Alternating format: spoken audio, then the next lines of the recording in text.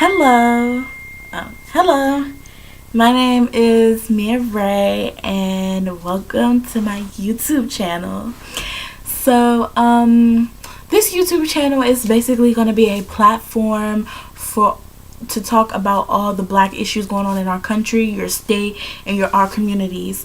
I have really been wanting to start this channel because I know that it will empower so many African American men, women, and children, and empower them to go out and do more for their communities and do more for their country and figure out what they can do to change the system that is going on. So without further ado, let's get started. So in honor of my first video, I have decided to do a black girl tag because black girls are lit. So let me tell you, sis. So yeah, I'm about to get started with this black girl tag. It's on my phone. So yeah, let's get started. The first question is, are you natural, relaxed, or chillaxed? I am all the way natural. Been natural. Yeah, been natural.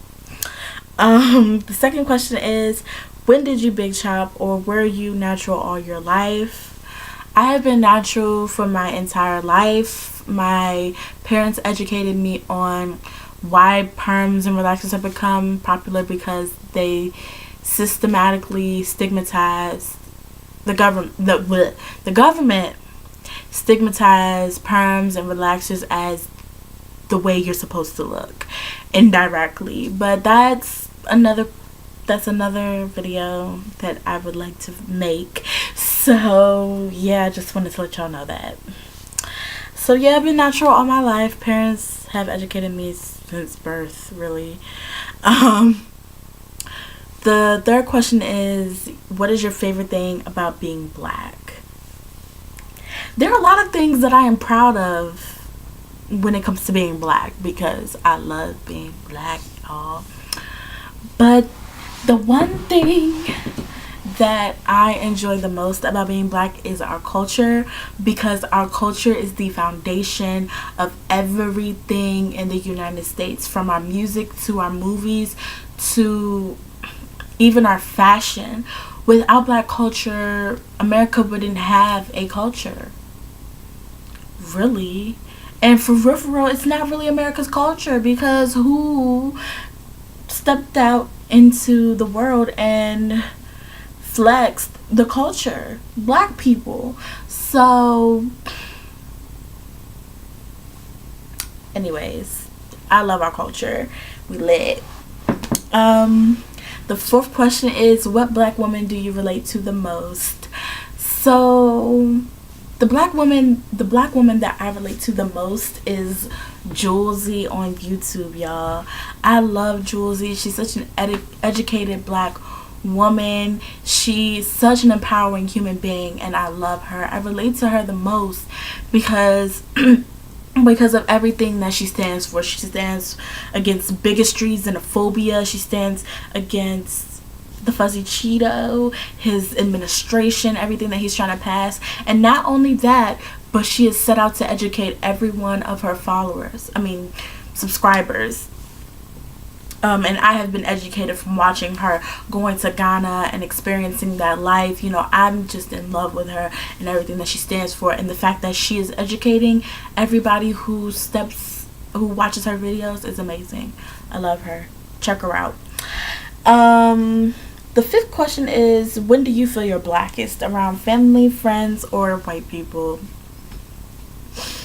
I feel my blackest surprisingly around my family, because my family for the most part is not as passionate and driven against the black culture and black liberation like I am. I have one cousin who is just as passionate as me, but as I feel as though every time I talk to my family about the issues going on in our black communities, they turn a side eye because it's not going on with them. And I feel as though it kind of puts me in a awkward place, because I want to let them know what is going on in our community and they're not willing to listen.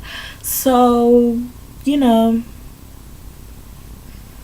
I love my family, but it's kind of awkward. But yeah. 6, box braids or twists.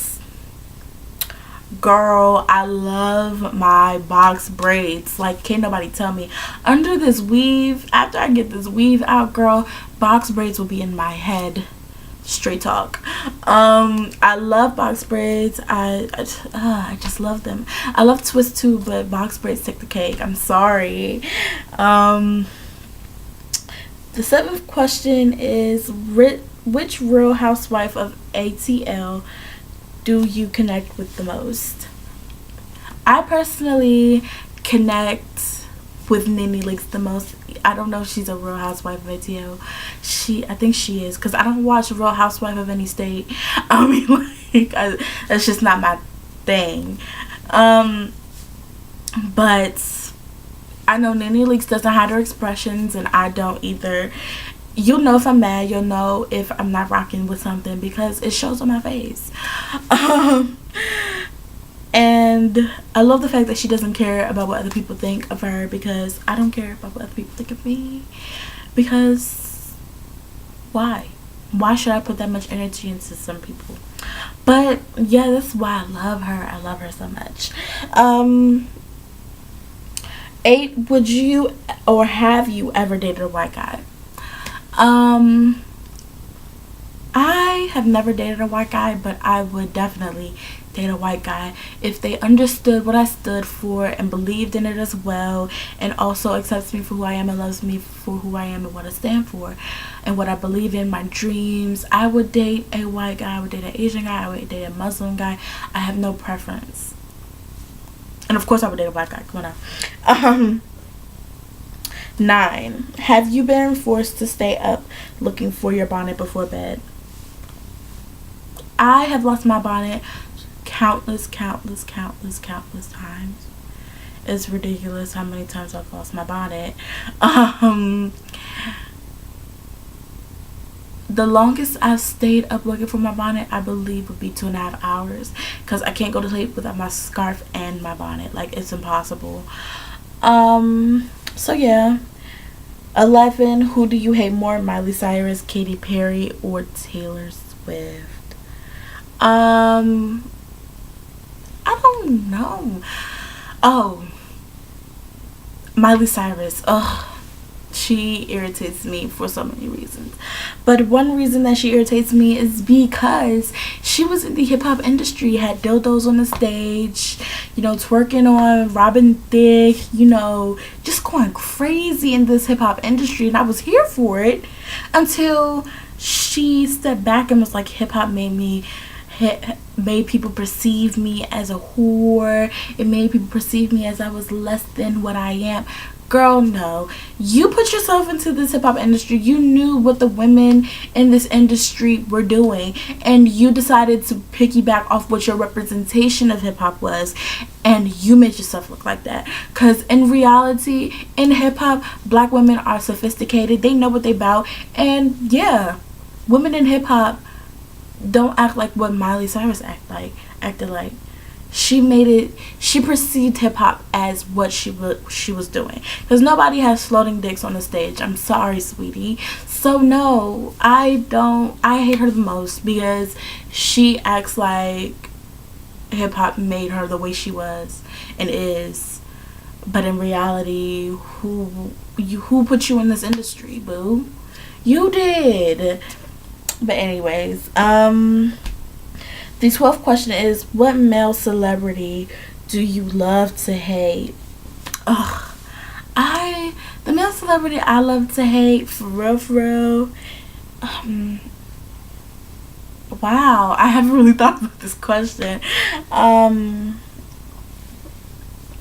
Pretty much, I love to hate, I know this is gonna sound bad. No, it's not gonna sound bad. I love to hate Kodak Black. Y'all, he raped a girl.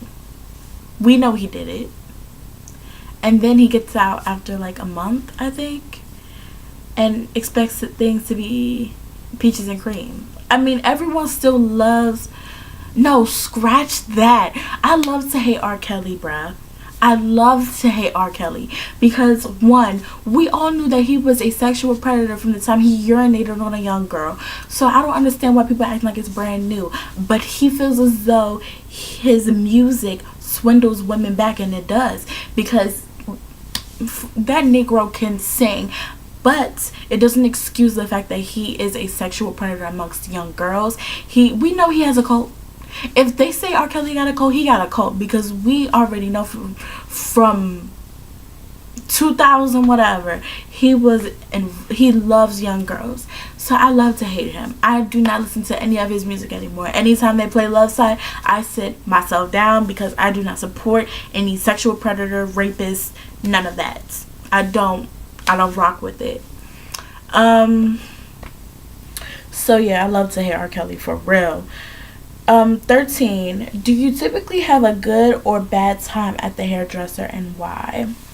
Recently, oh girl, my hairstylist is popping. I have a good time at the hair salon when it's not my natural hair. Semi good, because when she's washing my natural hair, like, that comb be getting through my roots and it be scratching my scalp. I'm like, because like that jump be hurting, and then the blow dryer be getting to my scalp. I'm just like, and then she get the sewing, she's like, but overall the process comes out into this. I mean, like, I haven't done my edges, that's why I got on the scarf, but y'all, this weave is lit. Like, I'm not even kidding. So the outcome is good, but the process is treacherous. Not even gonna lie. 14. How many combs or brushes have you broken? Girl, over 20. When it comes to my natural hair is so thick that I have to use a Y2 comb every time.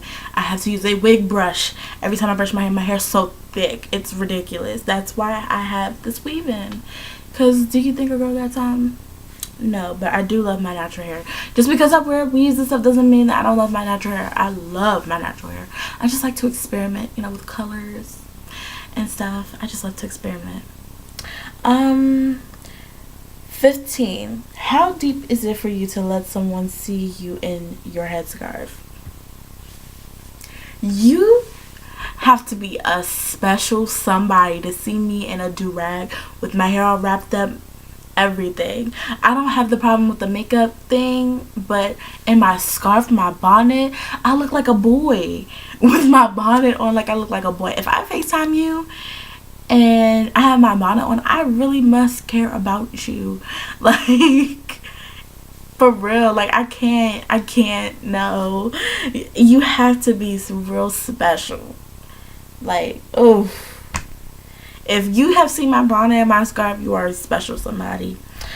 16. What the highest and lowest amount you paid for braids or a weave?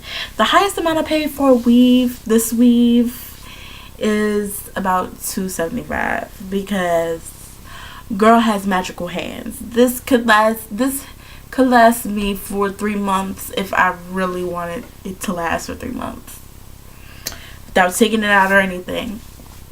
This could last for 3 months, sis.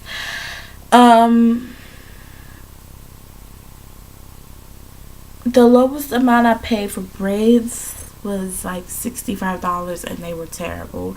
Never again. The price was amazing, but the work was trash. I couldn't believe that. I couldn't even believe that. Like, it was crazy. It was crazy. I hated my braids. 17. Do they have your foundation shade at your local drugstore? Yes, they do. They have my winter shade. My summer shade, that's a different story. I have to pay like $40 for a foundation. But my winter shade, I use Fit Me. I don't know the color, but I use Fit Me foundation for my winter shade. Yeah. 18. Do you ever hear the phrase, "Is that your real hair? If so, when?" Okay, so I had this bob for the summer, right? For most of the summer. And everybody was like, oh my gosh, did you cut your hair? Oh my gosh, let me feel. And they felt the net. And I was like, oh, that's a weave. They was like, oh, that's a weave. I was like, yes, girl. I would never cut my hair ever. I'm still growing it out, putting castor oil all over my hair. Like, girl. So yeah, that was just really the most recent time I can remember. 19.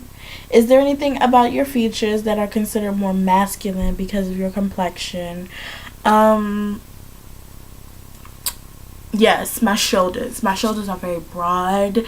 A white woman with big shoulders is considered, she's strong and da da da. But people like Serena Williams, who have muscle and have shoulders and have voluptuous curves, are considered manly, gorilla. Like, when you see a black woman cartoonized, if that's a word, put into cartoons, they make her seem big and gorilla like and manly because of her features.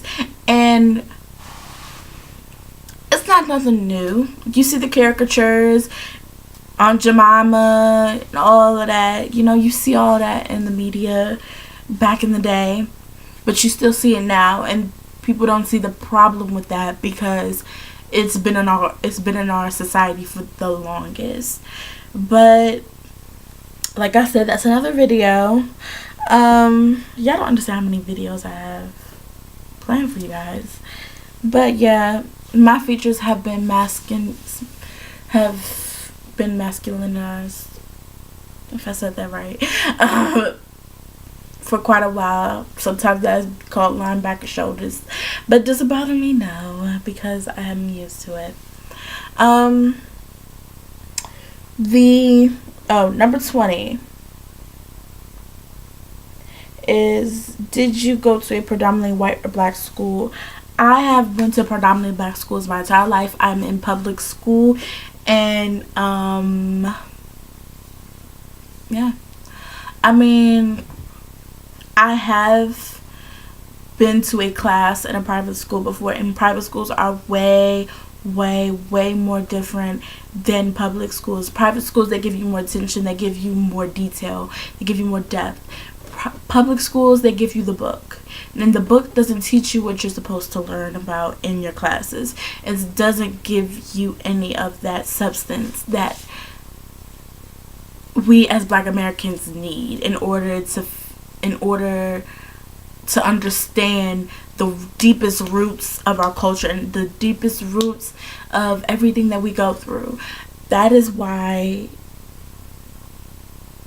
Black YouTube channels, HBCUs, they're so important to Black youth as well as Black Americans in general, because they give you an insight on your deepest roots in history from Africa all the way to now. And we don't really get that. You don't really get that in a public school, especially a predominantly Black public school, because they just throw you in, they give you a teacher, and they give you work that doesn't even have any substance to whether you're going to help you get into college or help you get into a program. It just doesn't match, and it is what it is, but we have the ability to change it. Number 21. Were you always confident in wearing your natural hair? I was not confident around 4th and 5th grade because I saw that people always had straight hair, and my hair would never get that straight because my hair is so thick and coily and kinky. So my mom did these little twist out things and put little jewelries in it. I felt real cute. And then they started laughing at me because of my natural hair. In 4th grade, they were like, why didn't your mom just straighten your hair? It's not cute. You look like a boy. And I cried. I really did, because I felt so cute. And that's when I cared about what people thought about me. But, I had always been scared to wear my natural hair state, like without it being straightened or curled, because I was afraid of what people were going to say. And then I started to realize that my natural hair is a part of me and it's never going to go away. So I said, why am I afraid? So I just said, you know what, I don't really care. And I wore my natural hair out and I did a twist out, and everybody was like, oh my gosh, I love your hair. I was like, oh my gosh, thanks. So yeah, that's the start of me embracing my natural hair, but it's a deeper story. Yeah. So 22. Did you have support from anyone while you were transitioning? I have never transitioned. I've always been natural, so this question doesn't apply to me. 23. Favorite edge control. My favorite edge control is Eden. It's a 48-hour.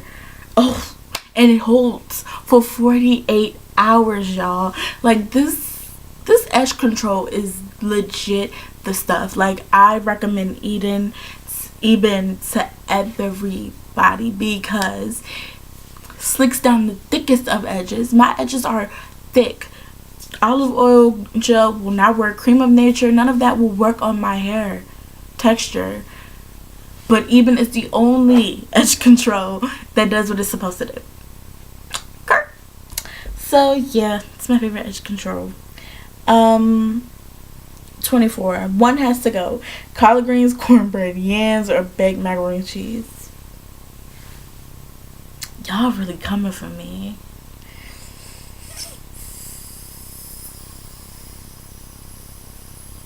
I would have to say cornbread. Oh my god.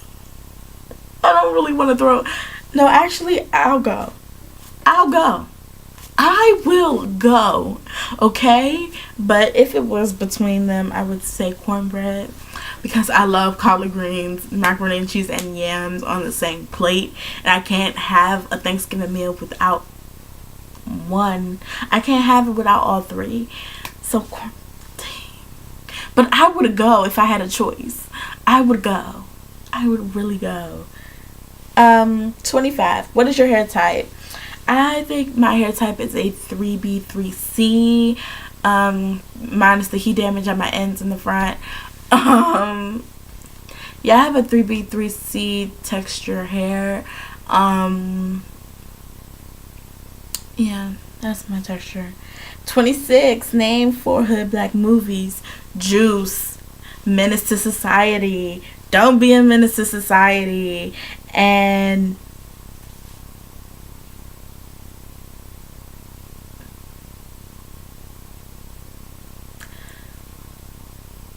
yeah, what did I say? I said Juice, Don't Be a Menace. Menace to Society, Don't Be a Menace to Society, Training Day. Training Day is low-key some hood rat shit. Like, can't nobody even say. Like, hood nigga shits. Took the white boy on Training Day, and then he got shot the fuck up. Like, yeah. And the last question is, how do you feel about interracial couples? Listen, if a black sister want to go out with a white man, why does it matter? It's not your life, it's her life. If she feels like she can connect with that person on a level beyond imagination, it doesn't matter what race he is. It doesn't matter what race she is. Like, let people live their life. Like, come on now. And one thing I would like to say, just because a black man or woman is an advocate for black rights and black liberation and is dating a white person, it does not mean that they do not still stand for the liberation of black people. Like, it doesn't make sense because they're still fighting for it. Just because they're standing next to a white man or a white woman doesn't mean that they don't care about their own people. It's just that person has a better connection with them. So, yeah, at the end of the day, you being black and dating a white person, you shouldn't care about what anybody else thinks, because if you still stand with your people and still stand for their rights, you are still an activist and you are still an important part into changing the political the political the political the political realm that we live in. So this is all for the Black Girl Tag. I hope you guys enjoyed it. Please subscribe to my channel because I really want to educate everybody and I want people to educate me as well. So yeah, and before I end this video, I got this t-shirt from the Legendary Roots and I freaking love this shirt. Like, for real, I love this shirt. I'm excited about it, and I got it from this black owned business called Legendary Roots. It is such an amazing business. What they stand for, their words, everything is beautiful. I love this shirt, and I also got a journal from them. So yeah, I will link their website in the description box. And yeah, stay tuned for more videos to come. Bye guys.